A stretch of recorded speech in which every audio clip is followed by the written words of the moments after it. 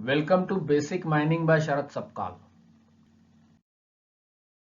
साथियों, ये lecture number 88 है। Here we are going to discuss the modern cut and fill mining which is being practiced in many mines. I am thankful to all the resources and sources that I have used from the internet. This method I saw in the manganese mines of Manganese Ore India Limited, and I worked also in this method. So all these modern cut and fill mining methods are necessarily without preparatory level. जाहिर है इसमें preparatory level नहीं होती है तो सिल pillar की भी जरूरत नहीं है। इनमें थोड़ा थोड़ा फर्क इस लिहाज से है कि किस प्रकार की मशीनें यूज होती हैं। कुछ माइंस में तो टोटली स्टोपिंग के दौरान मैनुअल ही काम होता है, कोई मशीन इस्तेमाल नहीं होती है, जैसे कि मॉइल की माइंस है। कुछ माइंस में जरूर लोडर्स, एलएचडीज, इस प्रकार की मशीनें फिल मटेरियल के ऊपर भी अप्लाई करती है। तो इस लिहाज से इसमें फर्क है। कुछ सपोर्टिंग सिस्टम के हिसाब से फर्क है, जैसे कि अगर वाइड ओर बॉडी है, कमजोर बैक है, कमजोर ओर बॉडी भी है, रॉक भी है, और अगर बहुत बड़ा स्पैन हमको सपोर्ट करना होता है तो ऐसी स्थिति में फुटवॉल टू हैंग वॉल कुछ पिलर्स इंटरमिटेंटली छोड़े जाते हैं एट ए ग्रिड पैटर्न, जिसे हम पोस्ट पिलर मेथड भी कहते हैं। जो आप जो कोल माइंस में देखते हैं, जैसे हम वर्टिकल पिलर्स छोड़ते हैं, कुछ वैसी ही इसके अंदर परिस्थिति निर्माण की जाती है, बोर्ड एंड पिलर जैसे ही। तो it is a combination of, you can say, room and pillar and cut and fill. तो यहां एक ही है कि डिप इसमें अक्सर ज्यादा होता है। ग्राउंड कंडीशंस वही है, चाहे प्रिपरेटरी लेवल आप लगाएं चाहे न लगाएं, ग्राउंड कंडीशन रिक्वायरमेंट वही है कि ओर बॉडी ठीक ठाक स्ट्रांग होनी चाहिए, मॉडरेटली स्ट्रांग होनी चाहिए। वॉल रॉक्स इसमें कमजोर चल जाती है। इसमें यह है, जितनी भी मॉडर्न मेथड्स है, कि हमको एक एक्स्ट्रा ड्राइव, जिसे हम हॉलेज ड्राइव कह लो या एक्सट्रैक्शन ड्राइव कह लो, कई जगह एक्सट्रैक्शन ड्राइव और हॉलेज ड्राइव दोनों लगाई जाती है just to ease the transport. ये डेवलपमेंट हमें वेस्ट रॉक में करना जरूरी होता है, और इसमें कोई पिलर फिर आप सिल पिलर के रूप में नहीं छोड़ते हैं। और right from the bottom level up to the crown level आप ओवरहैंडिंग करते हैं, स्लाइस दर स्लाइस आप उसको काटते जाते हैं और फिलिंग करते जाते हैं। इसमें फिल मटेरियल प्रोक्योर करना, उस पर कई बार प्रोसेस भी की जाती है, कुछ डिस्लाइम किया जाता है उसको। तो इस लिहाज से ये मेथड बहुत कॉस्टली है। तो जाहिर है, जो अच्छा ग्रेड का मिनरल हो, कॉस्टली मिनरल हो, तो वहां पर इसका इस्तेमाल करना ज्यादा मुनासिब माना जाता है। ये किसी हद तक सिलेक्टिव माइनिंग इसके अंदर संभव है, और यही एक इसका एक बहुत बड़ा एडवांटेज है कि हम सिलेक्टिव माइनिंग इसमें कर सकते हैं। जितनी भी ओपन स्टोपिंग की मॉडर्न मेथड है, जैसे कि large dia blast hole stoping या वीआरएम मेथड या समझ लीजिए सब लेवल स्टोपिंग, ये सारी मेथड्स जहां काम नहीं करती है ड्यू टू रॉक कंडीशंस, वहां पर आज भी ये मेथड इस्तेमाल होती है। और जैसे मैंने आपको बताया कि बेस मेटल की कुछ माइंस में भी हमारे यहाँ काम हो रहा है इस मेथड के मुताबिक, और मैंगनीज की तो अमूमन सारी खदानों में यही एक तरीका काम में लाया जाता है। तो starting from the bottom level mining होती है, कोई सिल पिलर छोड़ के सब प्रिपरेटरी लेवल से अपवर्ड माइनिंग करने की जरूरत नहीं है, और स्लाइसेस काटते जाइए, और जो जिस जगह से आपने मिनरल काट लिया है वहां पर आपको वेस्ट रॉक या टेलिंग्स या सैंड, और कभी कभी सीमेंटेड सैंड भी भरने की जरूरत पड़ सकती है। वो उसमें कुछ ऐसी स्थिति पैदा करनी होती कि थोड़ी स्ट्रांग अगर आपको फुटिंग बनानी हो, मशीनें अगर अप्लाई कर रही है, तो किसी मात्रा में उसके अंदर सीमेंट को मिलाया जाता है टेलिंग्स के अंदर। और ये टेलिंग्स जो होती है मिल टेलिंग्स होती है। जहां पर भी बेस मेटल की माइन होती है वहां कंसंट्रेशन प्लांट होता है, वहां से जो टेलिंग्स निकलती है यानी कि जो वेस्टेज मटेरियल है फाइन करने के बाद में, पाउडर करने के बाद में, और फ्लोटेशन मेथड से हम जब अपने काम की चीज निकाल लेते हैं कंसंट्रेट के रूप में, तो जो टेलिंग्स जाती है उसके अंदर स्लाइम्स होते हैं, यानी उसके अंदर फाइन पार्टिकल्स होते हैं, वो परकोलेशन को अलाउ नहीं करते, इसलिए उसको डिस्लाइमिंग किया जाता है हाइड्रोसाइक्लोन की मदद से, और कोर्सर पार्टिकल को ही रिटेन करके, और फिर उन कोर्सर पार्टिकल्स को एक फिलिंग के रूप में पानी के साथ नीचे भेजा जाता है पाइप के द्वारा, और जहां से भी आपने मिनरल निकाला है वहां पर उसकी फिलिंग कर दी जाती है। तो चूंकि वो कोर्सर पार्टिकल होते हैं तो उसके अंदर से पानी जो है वो बड़ी आसानी से परकोलेट होकर के नीचे निकल जाता है, नीचे की लेवल से फिर पानी को ड्रेन आउट कर दिया जाता है। तो यहाँ कई जगह पर सीमेंट का भी इस्तेमाल उसको स्ट्रांग बनाने के लिए, बेस को या फिलिंग्स को किया जाता है।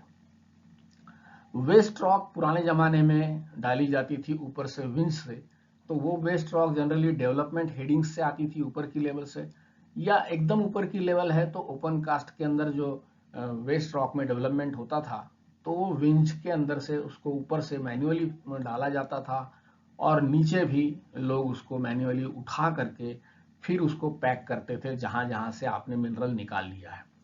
लेकिन आजकल अमूमन सभी जगह पर हाइड्रोलिक तरीके से, यानी कि पानी के साथ सैंड को मिला करके, जितने भी मॉइल की खदानें हैं वहां पर तो सैंड का इस्तेमाल होता है, लेकिन आजकल सैंड की बहुत डिमांड होती है दूसरे भी कामों में, और सैंड मिलना बड़ा मुश्किल हो जाता है, तो डिस्लाइम्ड टेलिंग्स का इस्तेमाल इस सूरत में किया जाता है जहां पर भी मिल्स वगैरह है।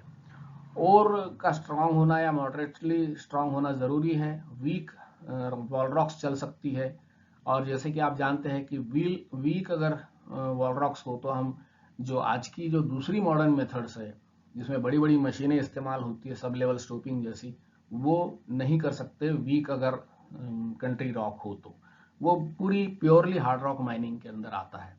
और डिपॉजिट का शेप कैसा भी हो सकता है, लेंटिकुलर हो सकता है, इरेगुलर हो सकता है। तो इसमें देखिए कि ये मान लीजिए ओवर बॉडी है, इसके अंदर आपने ये ओवर ड्राइव लगा लिया, और ये आपके रिब पिलर्स है जो ब्लैक दिख रहे हैं।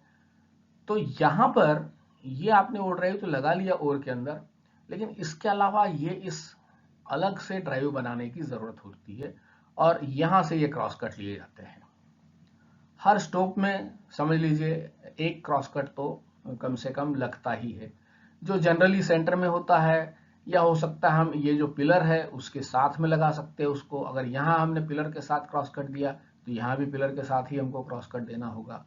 तो ये एक हॉलेड ड्राइव कहलाता है जो कि वेस्ट में आपने लगा लिया है। ये आपका शाफ्ट है, मेन क्रॉस कट है, और यहाँ पर जो भी आपका मिनरल निकलेगा नीचे उसमें आपके ओवरपास के अंदर, वो यहाँ गाड़ियां खड़ी रहेगी, और जैसी जैसी वो गाड़ियां भरती जाएगी आप इसमें मेन हॉलेड ड्राइव के अंदर उसको सिस्टम के अंदर लगा सकते हैं, चाहे ट्रेन हो चाहे रोपवे हो, जिस किस्म की भी आपकी हॉलिंग की व्यवस्था है, या ट्रैकलेस है तो उसमें भी उसी हिसाब से किया जाएगा, और फिर वो मटेरियल बाहर लाया जाएगा।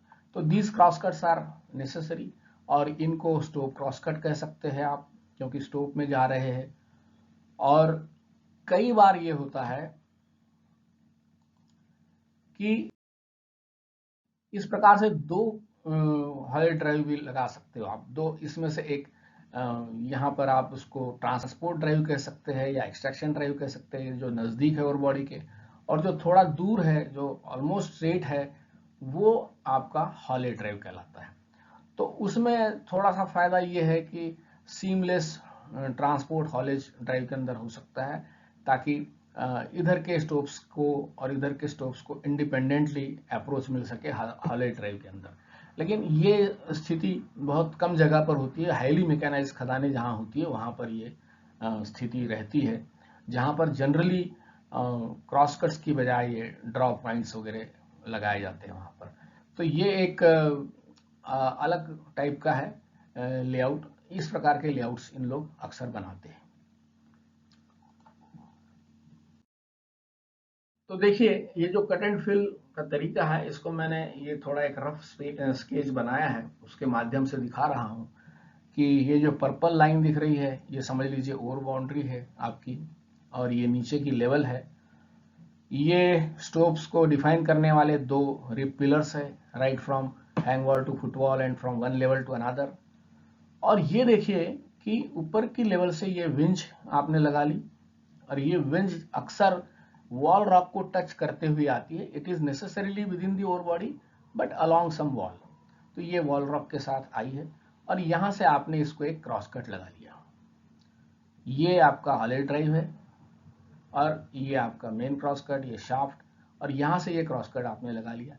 ये बिल्कुल राइट एंगल में दिखाया ऐसा नहीं होता है, थोड़ा तिरछा होता है ताकि ट्रांसपोर्ट के लिए आसानी रहे। ये जस्ट मैंने एक स्कीमेटिक डायग्राम आपको दिखाया है। इसको आप स्टोप क्रॉस कट कह सकते हैं, ये वाले क्रॉस कट को। ये सबसे पहले तो विंच को ज्वाइन करता है ताकि एक वेंटिलेशन एस्टेब्लिश हो जाए, और फिर उसके बाद में यहाँ पर एक ड्राइव आप ऑल अलोंग दिस वॉल, ऐसी एक drive from this rib pillar to this rib pillar, इस प्रकार की ड्राइव बना लेते हैं। और फिर जैसे यहाँ लिखा हुआ है, एक ऊपर से आपने विंच लगा ली नीचे की लेवल तक के, सेंटर में या किसी भी कोने में भी हो सकती है ये। और ये हॉले ड्राइव से आपने एक स्टोप क्रॉस कट बना लिया up to the winch, establish हो गया आपका वेंटिलेशन। उसके बाद में और ड्राइव बना ली एक पिलर से दूसरे पिलर तक। उसके बाद में आप यहाँ पर ओवरपास बनाएंगे। ये जो लाल वाला दिख रहा है ये ओवरपास है, और ये रेक्टेंगुलर जो दिख रहा है ये आपका मैनवे है जिसके अंदर सीढ़ी रहेगी। तो ये एक लिफ्ट जो 3 मीटर की रहती है उतना करीब करीब ये इनको ऊंचा बना लेते हैं। और ये जो क्रॉसकट है, स्टोप क्रॉसकट, उन्हीं के अगल बगल में, चाहे तो दोनों एक साइड भी रख सकते हैं या दोनों अल्टरनेट साइड में भी आमने सामने भी रख सकते हैं। इनकी पोजीशन को आप अपने हिसाब से डिसाइड कर सकते हैं। उसके बाद में ये होता है कि ये जो आपका ड्राइव है, इस ड्राइव को आप पूरा स्ट्रिपिंग कर देंगे, इसको पूरा स्ट्रिपिंग कर देंगे। और ये जो आपका क्रॉस कट है इसको आरसीसी से लाइनिंग की जाती है। ये जो मैंने लाइनिंग दिखाई है ये आपके इस कलर से ये लाइनिंग की जाती है ताकि ये क्रॉस कट बिल्कुल कायम रहे, छत पे भी और साइड में भी। ये पूरी स्टोपिंग के दौरान ये पूरा कायम रहे। इसको स्ट्रिपिंग किया जाता है। यहाँ जो ये आपको दिख रहा है येलो वाला विंच, इसमें ऊपर से पाइप आते हैं और उसके अंदर हाइड्रोलिक फिल के साथ में आपका टेलिंग्स या समझ लीजिए कि सैंड आती है, और वो फिर होज पाइप होते हैं फ्लेक्सिबल, उससे आप इसमें सैंड भरते जाते हैं।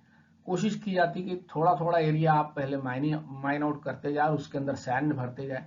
सैंड एकदम छत तक नहीं भरी जाती है ताकि वेंटिलेशन भी कायम रहे और लोग ऊपर चढ़ सके इस मैनवे से और ऊपर की स्लाइस को ड्रिल करके ब्लास्ट कर सके।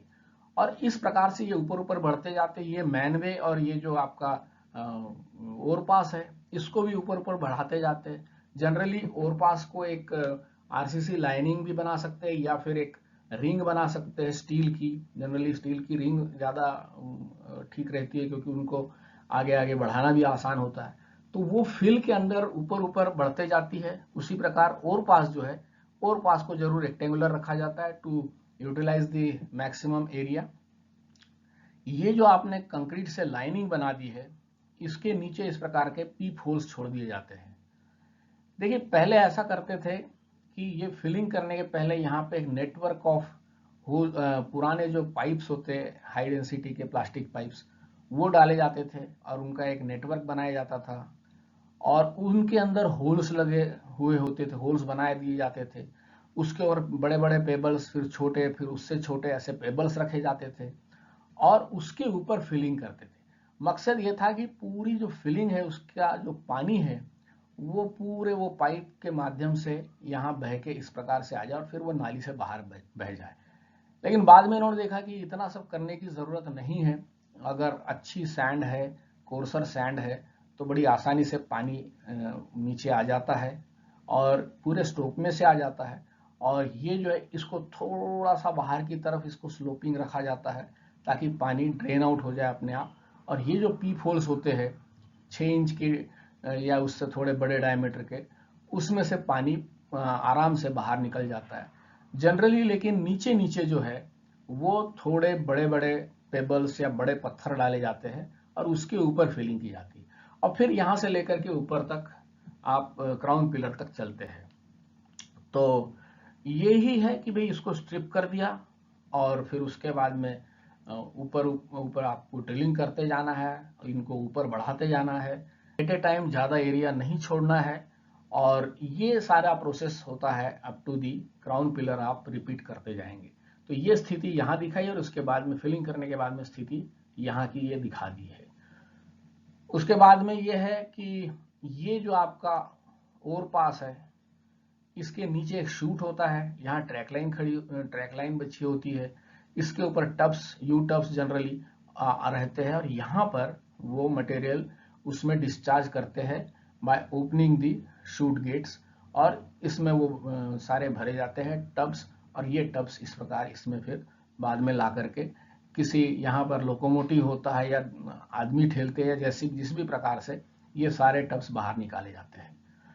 तो यहाँ ये जो डेवलपमेंट है थोड़ा एक्स्ट्रा डेवलपमेंट है, लेकिन ये अच्छी व्यवस्था है। थोड़ा सा इसमें खर्चा ज़्यादा जरूर आता है, लेकिन आपके कंजर्वेशन के लिहाज से, क्योंकि कोई सिल पिलर नहीं छूटता है, और नीचे के लेवल से ऊपर तक के पूरी क्राउन पिलर के लेवल तक के पूरी माइनिंग हो जाती है। तो ये एक बहुत सिंपल तरीका है। अब इसमें कई वेरिएशंस है। इस फिल के ऊपर कई जगह मशीनें भी ऑपरेट करती है, और कई जगह विदाउट मशीन मैनुअल जैकहैमर के होल लगा करके भी ब्लास्टिंग होती है। लेकिन आजकल हर जगह पर केबल बोल्टिंग जरूर होती है। अगर ये विड्थ ज्यादा है, 30-35 मीटर 40 मीटर की विड्थ है, और बैक जो है या ओर बॉडी है वो उतनी कॉम्पिटेंट नहीं है, तो हम जैसे बोर्ड एंड पिलर में पिलर्स छोड़ते हैं, वैसे इस प्रकार ग्रिड पैटर्न में यहाँ पर चौरस पिलर छोड़े जाते हैं, वॉल से लेके हैंग वॉल तक के ऊपर ऊपर सीधा सीधा वर्टिकल पिलर्स। इसको मैं बाद में आगे के स्लाइड्स में डिस्कस करूंगा। देखिए, ये मैंने उसका सेक्शन बना दिया है।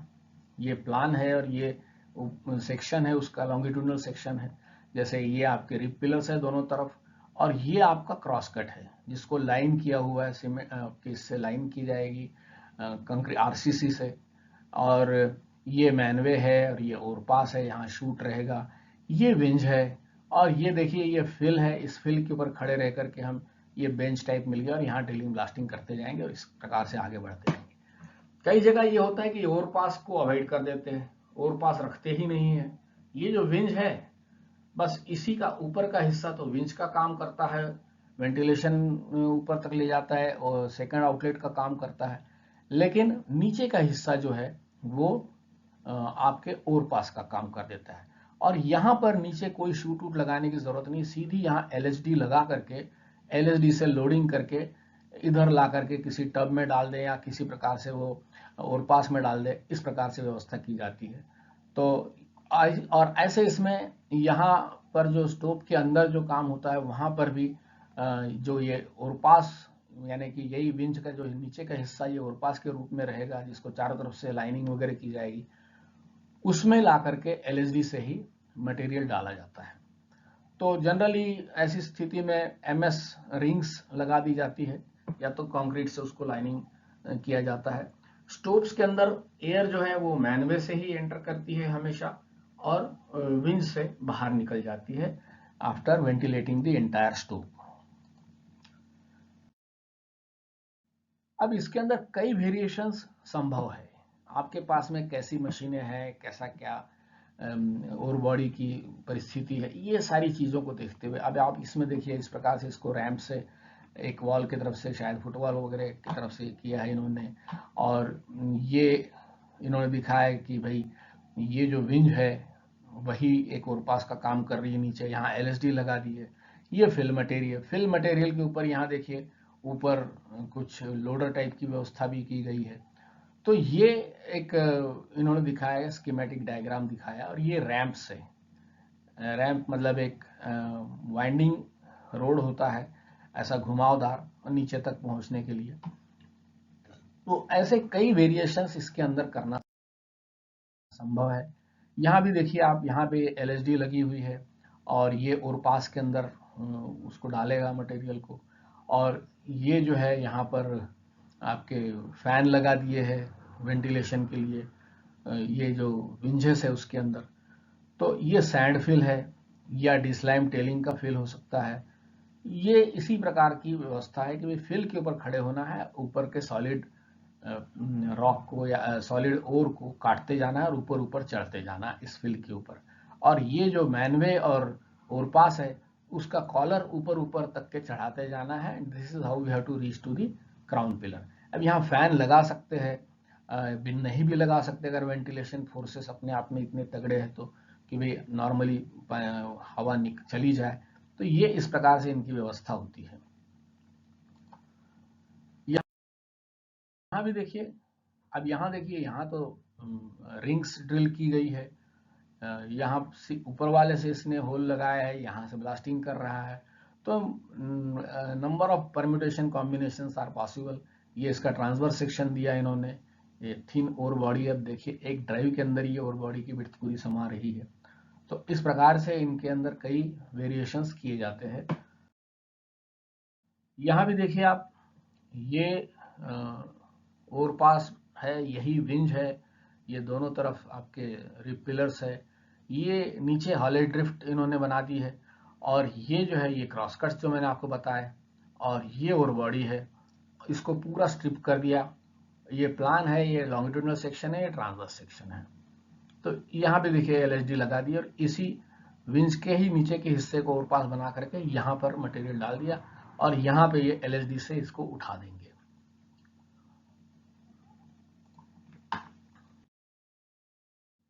ये देखिए, ये सब उसी का वेरिएशंस दिखाए हैं।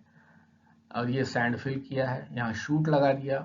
शूट अगर नहीं है तो फिर वहाँ एलएसडी नीचे से उठाएगी मटेरियल को, वो एक प्रकार का ड्रॉ पॉइंट हो जाएगा। ये 3 डायमेंशन में उसी चीज को दिखाया।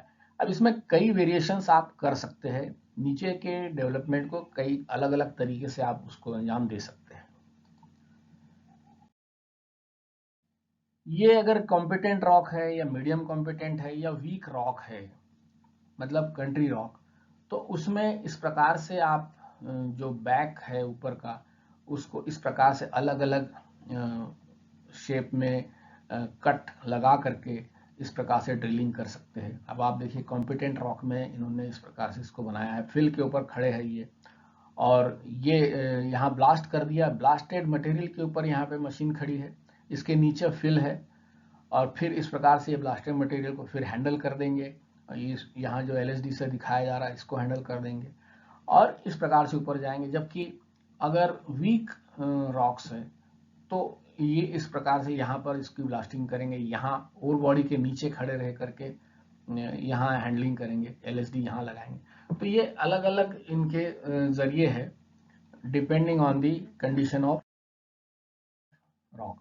बालाघाट माइन में इसका बहुत इस्तेमाल होता है। जो स्टोव ब्लॉक है, यानी दो स्टोव को डिफाइन, एक स्टोव को डिफाइन करने वाला जो दो रिप पिलर के बीच का हिस्सा, तो वो स्टोव ब्लॉक के अंदर इन लोग 45 से लेके 60 मीटर के इंटरवल तक के डिस्टेंस पे क्रॉस कट्स लगा देते हैं। मतलब एक एक स्टोव समझ लीजिए 45 से 60 मीटर लंबा है, और ओवर ड्राइव बना करके, जो मैंने आपको पहले बताया बस वही तरीका, ओवर ड्राइव को बना करके 3 मीटर की हाइट तक का, वो उसको full width of the over body में स्ट्रिपिंग कर देते हैं।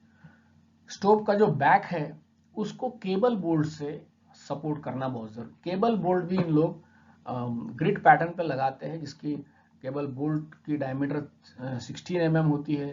वो केबल बोल्टिंग आप लोग सीखे भी होंगे और आपको मालूम भी होगा कि एक रस्सी होती है MS माइल्ड स्टील की, और वो केबल होती है उसकी स्टील की, और उसको होल के अंदर डाल दिया जाता है। उसके अंदर सीमेंट इंजेक्ट किया जाता है, और सीमेंट ऊपर से भरते भरते नीचे आता है, और फिर वो रॉक को बाइंड कर देता है उस सीमेंट और वो जो रोप है। तो 16 mm डायमीटर की वो रोप होती है, और 2 मीटर बाय 2 मीटर के ग्रिड पैटर्न के ऊपर उसको केबल बोल्टिंग की जाती है। 12 मीटर की डेप्थ होती है उसकी।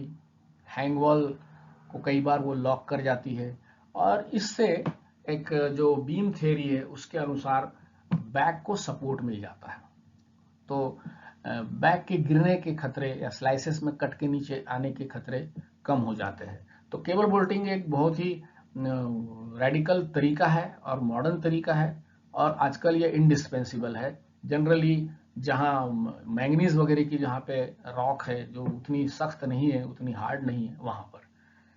और उसके बाद में मैनवे और ओर पास जो है उसको 3 मीटर की हाइट तक ऊपर किया जाता है।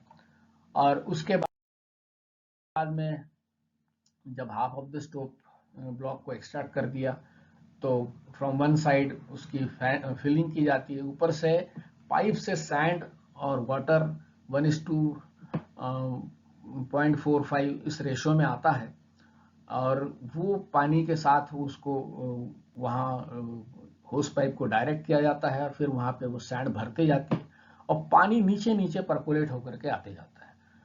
तो ये जितनी भी एम्प्टी स्पेस है उसको इस प्रकार से सैंड से फिलिंग की जाती है। जनरली डिप इसके अंदर अच्छा खासा रहता है, मोर देन 30 टू 35 डिग्री से ज़्यादा ही होता है, तो आसानी से पानी नीचे आ जाता है और नीचे वो पानी ड्रेन आउट हो जाता है। तो इस प्रकार से फ्लेक्सिबल पाइप से आप सारे वॉइड्स को भर देते हैं और थोड़ा ऊपर का पोर्शन 1-8 मीटर का खाली रखते हैं, और ताकि वो एक प्रकार का वहाँ पर अंडरकट फ्री फेस प्रोवाइड कर सके नेक्स्ट ब्लास्ट के लिए, और सॉर्ट आउट करना भी मिनरल को आसान हो। तो इस प्रकार से यहाँ वर्किंग होती है। और ये देखिए, ये ग्राउंड पिलर है 5 मीटर थिकनेस का, ये सैंड फिलिंग कर दी। ये मैनवे है, ये देखिए मैनवे में आपको ये प्लेटफॉर्म दिख रहा है ऐसे हॉरिजॉन्टल, और ये आपकी तिरछी लैडर दिख रही है। इस लैडर से आप ऊपर चढ़ते हैं स्टोव के अंदर, इसको ऊपर ऊपर बढ़ाते जाएंगे जैसे जैसे आप यहाँ पे ड्रिलिंग ब्लास्टिंग करके ऊपर जाएंगे। और ये केबल बोल्ट जो है ये इस पूरे स्ट्राटा को एक अच्छी खासी सपोर्ट दे देता है, और अच्छा खासा उसको एक प्रकार से होमोजीनियस टाइप बना देता है, ताकि वो रूफ फॉल होने का खतरा या बैक के गिरने का खतरा ना हो। और इस सैंड फिलिंग के ऊपर खड़े रह करके जनरली यहाँ पर जैक हैमर से ही होल लगाए जाते हैं। सिर्फ मैकेनाइजेशन के नाम पर केबल बोल्टिंग की मशीनें ही स्टोव के अंदर ऑपरेट करती है, और बाकी फ्लेक्सिबल पाइप से इसको, ये जो विंज है इसमें से फ्लेक्सिबल पाइप आते हैं, उसके अंदर सैंड और वाटर का मिक्सचर आता है। नीचे आप देखिए, नीचे की जो लेवल है इसमें ये जो बड़े बड़े पेबल्स या बड़े बड़े स्टोन्स, पत्थर, सख्त पत्थर है, ताकि वाटर जो अच्छे से डिकेंटेशन होकर के निकल जाए। और ये जो क्रॉसकट है, अब आप ये देखिए, ये क्रॉसकट रिब पिलर के साइड में बनाया है, सेंटर में नहीं बनाया है। तो अलग अलग स्थिति में अलग अलग करते ऐसा भी बना सकते हैं आप ये क्रॉसकट को, और ये पानी पूरा स्टोव से बह के इस क्रॉसकट में नीचे से आ जाता है। और ये विंज है। तो अब यहाँ देखिए, यही विंज आपके ओवरपास का भी काम कर रही है, और ये मैनवे है। तो इस प्रकार से कई वेरिएशंस इसके अंदर लाना संभव है। तो ये स्क्वायर सेट मेथड जो है, ये method cut and fill method का ही एक वेरिएशन है। ये पहले इस्तेमाल होता था, क्योंकि ओर बॉडी तो वीक पहले भी थी, तब वो ना तो केबल बोल्टिंग का तरीका था, ना कोई और दूसरा जरिया था, और टिम्बर इफरात में मौजूद था, उपलब्ध था। तो स्क्वायर सेट यानी एक प्रकार का क्यूबाइडल स्ट्रक्चर होता था, एक जैसा मंडप बनता है 4 खंबे के ऊपर, और 4 ऊपर एक चौरस फ्रेम रहती है। वैसे यहाँ ऊपर नीचे चौरस फ्रेम और चारों कोने में 4 वर्टिकल पिलर्स या प्रॉप्स जिसको कहते ऐसे रहते थे, जिनको पोस्ट कहते थे। तो ये स्क्वायर सेट में बहुत ज़्यादा टिम्बर और बहुत अच्छी क्वालिटी का टिम्बर इस्तेमाल किया जाता था। कई बार तो टिम्बर को सीजनिंग भी किया जाता था, और हमने ये देखा है 77 वगैरह में कि किस प्रकार से ये स्क्वायर सेट मेथड प्रैक्टिस में आती थी। इसके अंदर टिम्बरिंग का वर्क बहुत था, बहुत स्लो मेथड थी ये, कारपेंटर का इसमें बहुत तगड़ा काम रहता था, और ये बहुत स्पेशलाइज्ड मेथड है, और जिसके अंदर बहुत मैन पावर लगता है। It's a very slow and expensive method also. तो ये एक क्यूबिक एक प्रकार का सेट रहता था और वो एक के ऊपर एक ऐसा उसको चढ़ाते जाते थे और उनको इंटरलॉक किया जाता। इस प्रकार से उनके जो प्रॉप्स होते थे या कैप होती थी हॉरिजॉन्टल मेंबर, जो हैंगवॉल टू फुटबॉल लगता था हॉरिजॉन्टल मेंबर उसको कैप कहते थे, जो अलोंग द स्ट्राइक होता था उसको स्ट्रट कहते थे और जो खड़ा रहता था उसको पोस्ट कहते थे। इन सारे मेंबर्स के जो एंड्स होते हैं उनके अंदर कुछ ऐसे कट दिए जाते थे कि वो एक दूसरे के अंदर लॉक होते जाते थे और उसको दीवारों के साथ या वॉल्स के साथ में, छत के साथ में दूसरे टिम्बर्स, लॉग्स और प्लैंक्स वगैरह लगा करके, वेजेस लगा करके अच्छे से कस दिया जाता था, उसको इमूवेबल बना दिया जाता था ताकि अच्छी खासी सपोर्टिंग हो जाए। इसके बाद में वेस्ट रॉक, जनरली सैंड तो तब इस्तेमाल नहीं होती थी, लेकिन वेस्ट रॉक जो भी ऊपर के विंज से डाली जाती थी उसको मैन्युअली लोग उन स्क्वायर सेट के अंदर भरते थे। यानी स्क्वायर सेट का एक सपोर्ट तो रहता ही था हैंगवॉल फुटवॉल को और बैक को भी, साथ साथ आपके फिलिंग का भी एक सपोर्ट रहता था। तो बड़ी महंगी मेथड जरूर थी लेकिन सेफ्टी के लिहाज से वो करना उस समय पे बहुत जरूरी था। ये इसमें 30 से 60 डिग्री का डिप होना चाहिए, 1 से 3 मीटर की इसकी थिकनेस होनी चाहिए स्क्वायर सेट मेथड में। बड़ी सिलेक्टिव मेथड है ये। अब इसमें जैसे इसको यहाँ आप देख सकते हैं कि नीचे एक स्क्वायर सेट लगा दिया, उसके ऊपर ये एक स्क्वायर सेट लगा दिया, उसके ऊपर ये 2 स्क्वायर सेट आ गए और फिर 3 आया और फिर उसके बाद में और बढ़ गए। हो सकता है कि यहाँ पर ये वेस्ट रॉक आई हो, यहाँ पे वेस्ट रॉक हो और यहाँ ये पूरा मिनरल हो इतना चौड़ा लंबा, तो यहाँ पर आपने स्क्वायर सेट की संख्या बढ़ा दी है। तो this is how we can say that it is a very selective mining method, ताकि हम जहाँ वेस्ट है उतनी जगह को ना भी तोड़े और अपने मेथड को ऊपर तक के जारी रखें। तो ये संभव था स्क्वायर सेट में भी और आज भी कट एंड फिल में ये संभव है। और इसके डिसएडवांटेजेस जैसा है कि बहुत लो प्रोडक्टिविटी थी और आजकल तो वुड जो है, लकड़ी जो है मिलती भी नहीं है और इस वजह से भी इसका इस्तेमाल अब नहीं होता है। इसके अंदर लॉसेस बहुत कम होते हैं, थोड़ा सिलेक्शन करने का, मिनरल को चूज करके या मिनरल को आइडेंटिफाई करके उठा के बाहर लाने का स्कोप था। डाइल्यूशन भी इसमें कम होता था और वेस्ट को आप वहीं के वहीं छोड़ सकते थे, ये एक सुविधा थी। ये देखिए, ये आप देखेंगे कि इस प्रकार से इसको लॉकिंग का सिस्टम, ये जो एक वर्टिकल मेंबर दिख रहा है ये पोस्ट कहलाता है। इसमें आप देखिए कि इस प्रकार से यहाँ एक उभरा हुआ भाग दिख रहा है आपको, और ये जो है ये मेंबर स्ट्रट कहलाता था जो अलोंग दी स्ट्राइक लगता था। और ये जो कैप है, ये जो एक मेंबर है कैप, ये हैंगवॉल टू फुटबॉल रहती थी और ये जो कैप है ये बड़ा स्ट्रांग रहता था। ये देखा जाता था कि this should be very strong piece of wood. तो ये इस ढंग से इसके जो एंड्स है उनको इस प्रकार की शेप देते थे ताकि इसके ऊपर का जो पोस्ट है वो फिर इसी गैप के अंदर आसानी से भर जाए, बैठ जाए। तो इस प्रकार से आप इसको एक के ऊपर एक बढ़ाते जाते थे, ये प्लान है समझ लीजिए। और ये स्क्वायर सेट टिम्बरिंग या स्क्वायर सेट माइनिंग हुआ करती थी और इन स्क्वायर सेट के अंदर का ये जो डब्बा है इसको भी वेस्ट से फिल किया जाता था। ये इस ढंग से आप देखिए कि ये आपने ट्रांसवर्स सेक्शन दिखा दिया और ये एक लॉन्गिट्यूडनल सेक्शन। तो देखिए कितना सारा टिम्बर, और that timber is lost for ever, ये कोई रिकवर नहीं कर सकते। तो ये इस प्रकार से इसको, ये सारे मंडप इसी में दफन हो जाते थे और इसके अंदर फिलिंग मटेरियल आ जाता था। तो ये स्क्वायर सेट मेथड पहले इस्तेमाल होती थी।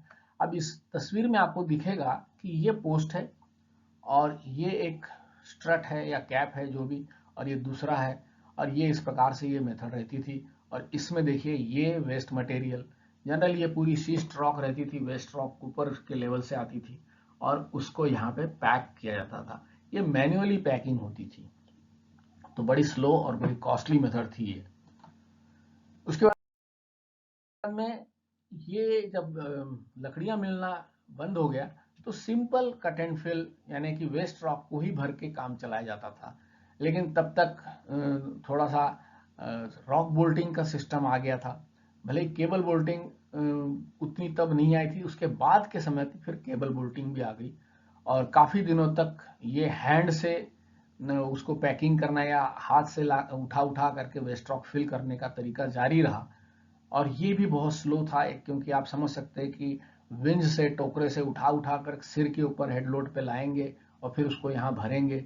तो it was a very time consuming method. ये देखिए कि कई बार ये देखा गया है कि अगर ओवर बॉडी ज़्यादा चौड़ी है, तो जैसे मान लो यहाँ पर आप देखिए कि ये यहाँ से यहाँ तक 30 मीटर चौड़ाई की ओवर बॉडी, ये आपकी फुटबॉल, ये आपकी हैंडबॉल। तो ऐसी सूरत में ये जो बैक है, ये बैक इतना लंबा चौड़ा अनसपोर्टेड रखना मुनासिब नहीं है, कभी भी any time it can give वे।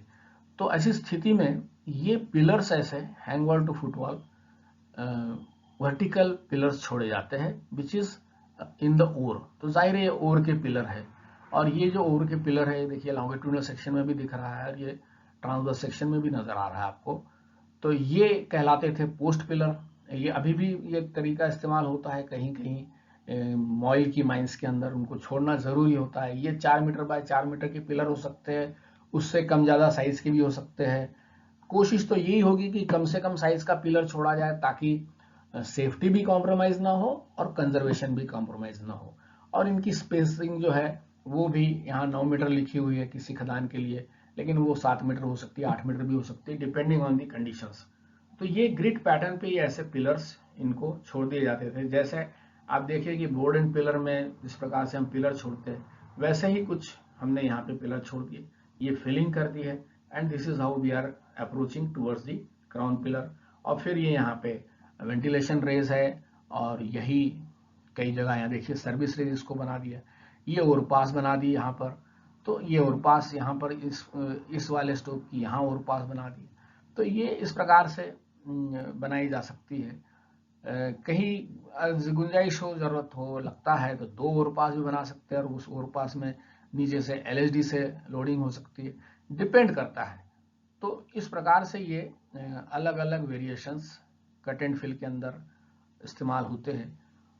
ये देखिए कि सैंड जो भेजी जाती है यहाँ पे एक प्रकार का बंकर जैसा होता है, जिसके अंदर सैंड और पानी या फिर डिस्लाइम्ड टेलिंग्स और पानी, उसको स्टर्ड पोजीशन में रखा जाता है। फिर उसको जो है नीचे पाइप से कुछ पंप, स्लरी पंप वगैरह लगा करके, और ये पाइप के माध्यम से आता है, और ये स्टोव के अंदर इस प्रकार से ये पाइप आते हैं, और फिर फ्लेक्सिबल पाइप रहते हैं, और फिर ये यहाँ पर इसको फिलिंग करते हैं, और ये पानी जो है पूरा ड्रेन आउट होकर के नीचे आ जाता है, और फिर ये पानी ऊपर वापस भेज दिया जाता है। This water can be also recirculated और इस्तेमाल हो सकता है।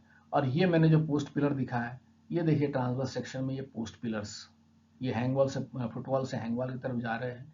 यहाँ इन्होंने सिल पिलर दिखा दी। जरूरी नहीं कि सिल पिलर, आजकल सिल पिलर लगाते ही नहीं है, तो ये समझ लीजिए कि ये माइनिंग नीचे के ही लेवल से हो रही है, उसमें इसमें कोई खास फर्क नहीं। लेकिन यहाँ मैंने पोस्ट पिलर दिखाने के लिए इस तस्वीर को दिखाया है। मैं समझता हूँ कि यहाँ मैं कट एंड फिल को समाप्त कर रहा हूँ। I hope you must have gathered some information from this particular lecture, and we will continue in lecture number 89 as well. So thanks for watching. Thank you very much.